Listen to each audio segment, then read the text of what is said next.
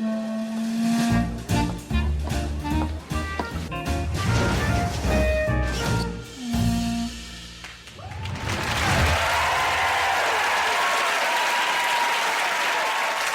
I'm Alan Davies, and this is As Yet Untitled, the show that is completely unprepared, unrehearsed and unscripted. Our sole aim for the evening is to come up with a title for the show, and to that end I need some talented and brilliant guests, and fortunately I have 4 of them, so please really welcome our guests.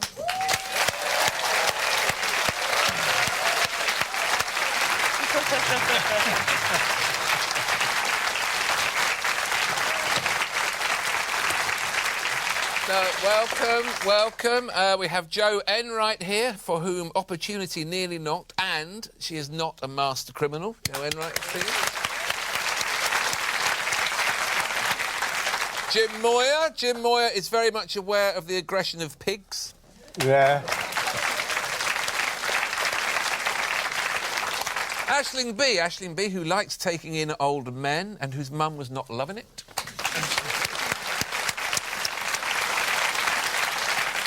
And Justin Moorhouse is very wary of piracy.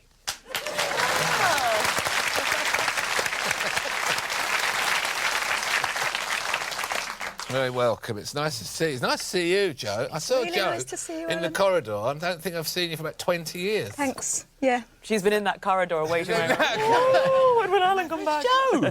I'm very much enjoying this lemon approach. Thank you very much. Charity shop. Well, you know, I kind of very guessed, happy. but it's great, isn't it? Where you can find something like that in a charity shop. We were saying before the show, me and Aisling, somebody very happy died. Someone might have been married in that. It's got that kind of look about it, isn't it? And it's, I would say, 1972. Really? Well, you can tell by the rounded colours, I can't you? thought that was 60s. Am I wrong? I think those colours, 72. Can't remember what you call them. I'm impressed. It's Peter Pan colour, I think. Is that what that's called? Yeah, I think so. Someone in the other's like, yeah, that's right. What a strange heckle. Yeah, that's what you call them. Is that what? That's it. That's it. See, they're very confidently nodding at me. Yeah, it is. Oh, somebody. Give me another. Give me another. Oh, you know. Give me a different type of colour. I've recently started wearing the tank top because I'm 45 and I've decided to improve my life, want to dress as a toddler. So I've started wearing the tank top. Now, if you try and find a tank top on the internet, you won't get one. Really? They're now called slipovers. They've been rebranded. Remember the body warmer? Yeah. That's now the gilet. Gilet, yeah. The tank top is now a slipover. Is that right? It's like a woman over there, she's like the sage of all things fashion. She's just like that. What's the difference between a slip-over and a pull-over? One just slips up because it's so big, the other one you pull. You have to pull it over, yeah. A slip-over's a thing, though, isn't it, where you slip over. You pull over as well if the police ask you, what are you wearing that jumper for? That's true, you do, you pull over. But I would... Hey, pull over! Where'd you get it? I remember the body warmer. So bad. First thing I've ever said. Everyone used to wear body warmers. Everyone was a body warmer. Not everyone, Jack. Everyone did. In your world. In my world. I've never worn one. Have you ever worn one? Have you ever worn I've one? worn a body I warmer. come from a long line of people with very cold bodies and hot arms. It's a strange affliction. No, your hot bodies and cold arms with the body warmer. No, your body's cold, so you need to warm it up. And You get your body. What you're doing is getting your body up to the level of your arms. Exactly, yeah. But you can never just buy sleeves on their own, can you? That would be good, wouldn't it? Where are all the sleeves? There's a warehouse full of sleeves. Is that right? Is that what they do? Cut the sleeves off. Or long gloves, that'd do it, wouldn't it? I grew up in a house. I don't know if anybody Did you? else... I did. It was amazing, Alan. 4 walls I and a grew roof. up in a house without central heating. Did anybody else... Because Yeah, it wasn't invented where I... Yeah. And it means that you psychologically always... when you spend the first 18 years without central heating, you always feel kind of cold. You're scared you'll lose it again. That's what you get. You're scared to go outside in case you lose the heat again. What did you have, a fire?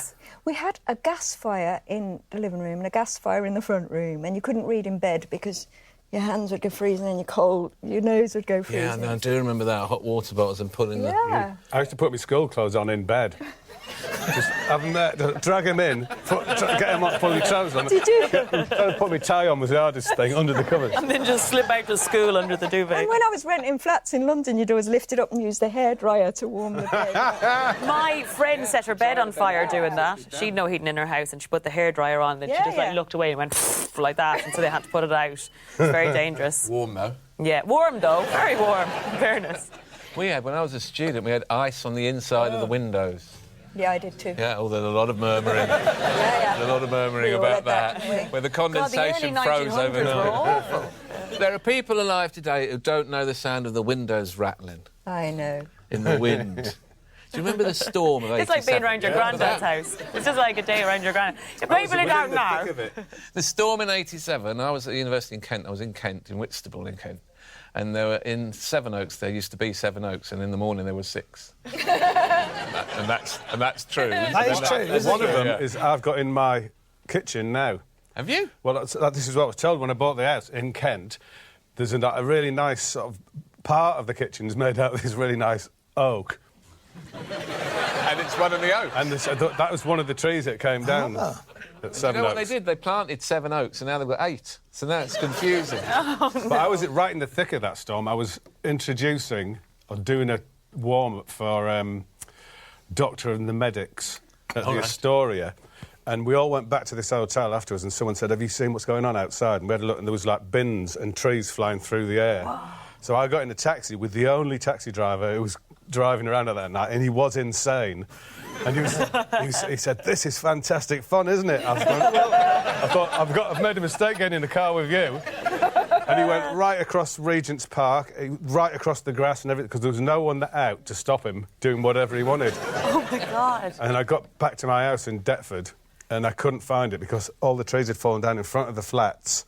Yeah. And I eventually worked out where I might be and crawled through these... It was like going through a jungle, and had to smash a window and get in. It was amazing, wasn't it? I remember the chimney stack fell down next door, but we lay there all night with the window. You felt like the window was going to come out of its... What is it? Frame. Frame. That's why I'm here. Any architrave-based inquiries? So I've instinctively went to you. I don't know why I did. I used to be... because of the bins. No, I used to be involved in plastic building supplies.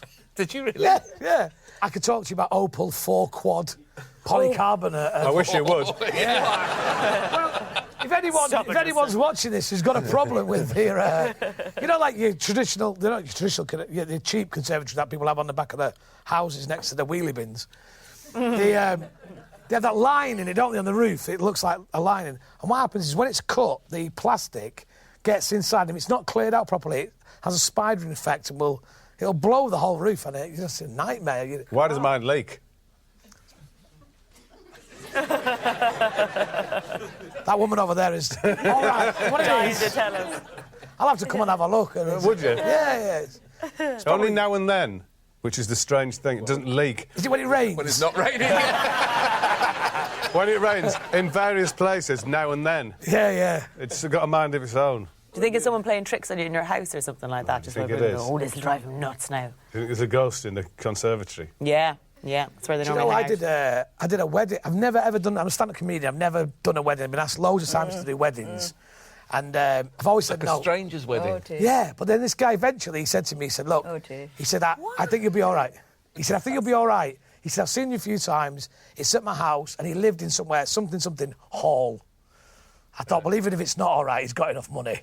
Yeah. You know? Yeah. And it was me, I did a bit of stand-up, and the band for the night were the Hot House Flowers. Oh, I love them. And I said, I said, "I'd love to meet the Hot House Flowers." I said, "Where are they?" And they went, "They're just waiting in the greenhouse." conservatory." They're waiting in the conservatory. And I went, "Really?" I said, "The Hot House Flowers in the conservatory." And they went, "Yeah." I was going, Did you get it? "Yeah." It's going to be a tough gig. I went, "What do you think of hot houses?" They went, "Don't know." And they were lovely. The Hot House Flowers were lovely. Did you do stand-up at a wedding? Yeah. Yeah. I've never heard that before in my life. That sounds like the most awful experience. I've done, I would say, 10 stand-up gigs in my life. Yeah. And they've all been diabolical. But one of them was at a big, posh mansion place. Yeah. And it was the last one I think I ever did, and I thought, this is going to go bad. And I'd been a vegetarian for 10 years, and it was a very big posh house. I locked myself in a room with a York ham. and got rid of the 10 years of vegetarianism, and I didn't do the gig. I said, I'm in here with a ham and I'm not coming out. To see the rest of that wonderful episode, you can watch it now on UK TV Play. You can also continue listening for a few choice stories that didn't quite make the show. Did you ever read about Gráinne Whale? She was a famous female Irish pirate. What's she called? Gráinne Whale. I never heard of her. Yeah. Really? She was a bald Irish pirate. I think you're making that She was up. a lady. I would never make such a thing That's up. from a children's book. That's not from a children's book. Well, there was, but she was a witch. Mary Read and Bonnie, who were two female pirates who went to sea and got caught out, being dressed as men, who became pirates. And I think one of them was Irish, and that would be Anne Bonny. And Bonnie. Sounds Irish, shouldn't she? And Bonnie. Yeah. She's Yeah. great. Anne Bonny. So is What's a all this pirate? piracy in the Caribbean, or is it?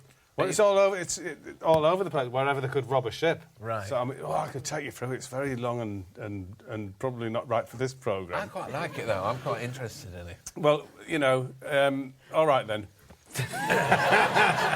Dampier was. Well, he Didn't he wasn't. have another name, though, didn't he? There's different areas of piracy and there's different levels of it. If you're a privateer, that means that you've been given a licence by the king or the queen to go and rob someone who your country might be at war with. So you can say, they'll say, right, go and rob a Spaniard, but give us half the money back, and you can keep the rest, and then you're a privateer, which means you're a kind of pirate. And William Dampier was one of them, but he also plotted his way around the world. It was the first travel book ever written. Is he a buccaneer as well? No, Buccaneers are very good. They're Spanish. And, Buccaneer and it's- Spanish? Yeah, and it's kind of and Buccaneer comes from they used to eat pigs a lot and cook them on and they were called boucans, what they used to cook them on. So they're called Buccaneers because they used to eat a lot of roast pig. Right. What's a mutineer then? Is that Mutiny. Well, mutiny, a mutiny. That's nothing to do with piracy. That's just someone who says, I don't like the captain, and we all don't like you the go captain, against so your- we're all going to clear off. So they aren't pirates, right. Like Bligh. Well, a pirate could start a mutiny. You basically go against your captain. right? So But there wasn't a many- mutineer is one of the, yeah. Actually, pirates formed the first democracy ever. Really? So, yeah, because you would have, if you got an injury, it would be so if you got an eye out, that would be, let's say, 10 quid. An arm off is 30 quid, leg off 40 quid. And so there was So they'd help each other out, like they a had kind of collective. NHS Right. and a democracy. So, there wasn't anyone who's...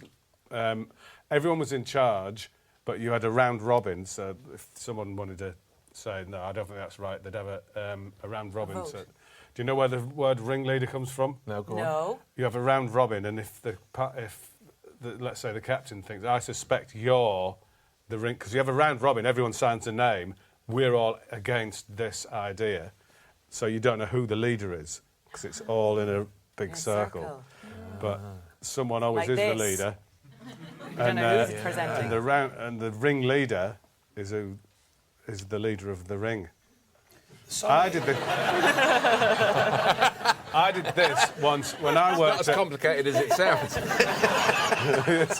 I worked at Our Price Records in 1980, and we had to work on a Christmas Eve, really, for no extra money. So I thought, this isn't right, so I'm going to start a workers' cooperative and send faxes around to everyone, memos, to say, I think we should all get together. So it was like a round robin, to say we should all get together, but let's not say who's the ringleader. We should all get together and say we're not working unless we get paid. So we got a round robin, all the names, and sent it in. And then the boss said, who's the ringleader of this? And everyone pointed at me. So he went, Happy Christmas, you're fired. He fired you. Yeah, But you know the pirates, they wear the earring, don't they? yeah. That was for, if they were ever in trouble, isn't it? They could sell the gold and get them out of port. Why Well, don't it's they get luck. one earring, though? Why couldn't they have two and then they could sell more? It's for girls. Oh, yeah, OK, fair enough. It's a gender thing. So do you like Pirates of the Caribbean, the film? Is any of that properly researched with actual... None of it's got any realism in it whatsoever. Although I did a programme, a thing which is on Discovery now and then, where I played myself talking to various roguish characters, and one of them was Blackbeard. So I did my Blackbeard, which is before Pirates of the Caribbean, and Johnny Depp must have seen that. Because my Blackbeard was like that. I did. He was like half pissed because he was. I mean, most of them were all the time. But I think Johnny Depp must have seen that. But in the Royal Navy, they used to give them rum every day, didn't they? And grog was just half rum, half water. Yeah. And Why was it to sterilise the water or something? No, just to eke out the Keep rum. them happy. Oh, really? Because otherwise, if they were sober, they'd start getting agitated and looking they'd for realise how booze. appalling it was. Yeah. And what did you do at university? I did French and philosophy. Did you? Yeah, which I've used to this day. Are you still fluent in French? Did you spend time in France studying? I did. No, I didn't because I just wasn't really arsed. But yeah, but I had to. They said you had to. I mean, I get in trouble if I say that. They said you had to legally spend 3 months there, and prove that you'd spent 3 months at some point in the 4 years that you'd been in France. Were you at Trinity College? I was at Trinity College, yeah. And what I did was I went to France for 2 weeks and I came back. I forged, because there was all sorts of things you could do in the computer, I forged 2 Ryanair, like, you know, you had to print out your ticket, your email at the time. And so I made another Ryanair ticket the same, but changed the dates and the places and just, like, changed it on, like, Microsoft Word. And then presented those 2. And randomly, there was a French apple protest when I arrived into France. And I randomly got photographed in a local newspaper taking an apple from the protesting farmers. So I cut out that and gave them the 2 Ryanair tickets. And honestly, a picture of me sat on a bench. And I said, oh, that's when I went to Paris. and gave it all in. They were like... Fair enough. Story checks out. You've done your minimum time in France. I really hope they don't take a degree off you had to do to prove it. To prove, yeah. Just a picture of me on a bench. Off the street and shake his hand and have a picture. That's me and René Descartes. With a beret on. Picture of you watching the artist. I remember, though, because I really didn't put much effort into it. No shit. Yeah, you never know. And, like, I remember one year I had to do my oral French exam, and I thought, if I can get away with this, and it really is, a lot of French isn't actually speaking the language, it's just having a bit of sass about you. Like, exactly, just like, no. That's more some potatoes. Yeah, that's my... And I remember I had to do my oral exam, and the theme, it was a year before the smoking ban came in Ireland, and they asked me the question, what do you think about... You don't know what's coming up, but you kind of roughly have an idea. And they asked me about the smoking ban and said, do you think it's right? And I looked at them and immediately forgot the verb of to smoking, which is fumer, as soon as they said it. And I went to answer and I realised I couldn't remember any phrases for smoking. So I was like, ouais, mais... Oui, je pense que quand... Tu sais, ouais. Et on doit ouvrir la fenêtre. Je suis là. Oh, alors. Et moi, je suis là. Non, s'il vous plaît, non. Et juste ça me fait chier, alors. And ça me fait chier was a French that I don't give a shit, basically. And it's the only phrase I could remember. So it was basically like, when I go out the window, I get some air in, I sit back, I don't give a shit. And they were like, this girl knows French so well, she doesn't even have to speak it. And I got away with it. I was like, oh, maybe... Because they love mime so much in France, they were like, We said je t'aime in there. The old smarts one spoken it. Je t'aime. The little fags. Yeah. What is je t'aime? Je t'aime, that's what they called, aren't they? G-I-T-A-N. Yeah. Really? Oh. I remember... a song about that, didn't they? Gaulois. When I, No filters. I met some French people once, and that's all I had. Just chat to them about je t'aime. I like that when Eric Cantona was hauled in front of the disciplinary committee when he was a young man at ours there. And they said, have you got anything to say? Like, they were going to ban him. Have you got anything to say? And there was 3 in the committee. And he went, sac de mer, sac de mer, sac de mer. Bag of shit, bag of shit, bag of shit. To the disciplinary committee. Yeah. Because they say, yeah, you're a bag of shit, so are you, and so are you. Is it right that in the FIFA football game, you know, you play on the computer, at the time when Eric Cantona was at Manchester United, you know, and after he'd gone into the crowd at Crystal Palace, supposedly there was some cheat you could do on your controller where if you did it, the Cantona figure would run to the side and kung fu kick someone in the stand. No, I don't know. Is that apocryphal or is that... Speaking to you as Manchester United. If you press X, Y and Z, you could organise a roast.